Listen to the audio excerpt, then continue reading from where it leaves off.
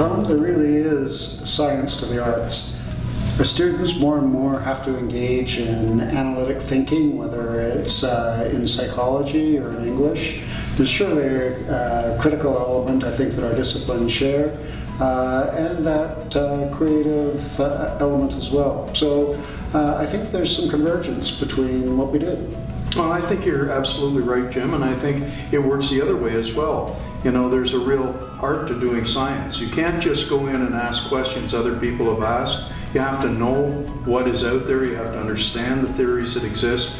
But the real challenge is to think about things in a different way and be creative and to look at things from different angles. And the really great scientists aren't the mechanics of the world. What they are the people who think outside the box and try and find new angles on things that pull together multi-disciplinary perspectives to put them into their subject. There's really an exciting interdisciplinary fringe between arts and science where our disciplines interact with one another. Might be a geographer working in geoscience and sort of bringing students into that new realm.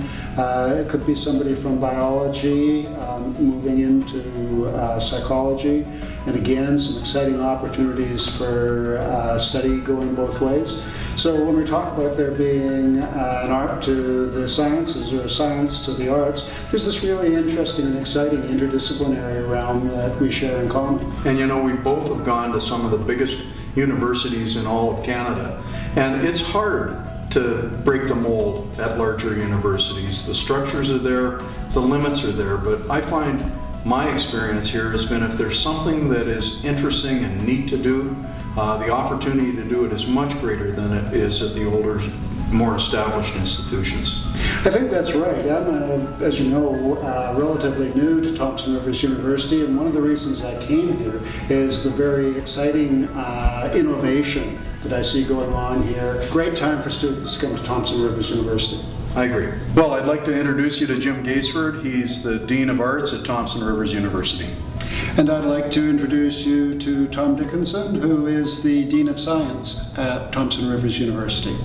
We work very closely together, and you know what? We've come to a realization that there's an art to the doing of science. And a science to the arts. There is an art to science. There is a science to the arts. There is an art to science. There is a science to arts. Yes, there is an art to science. Yes, there is a science to the arts.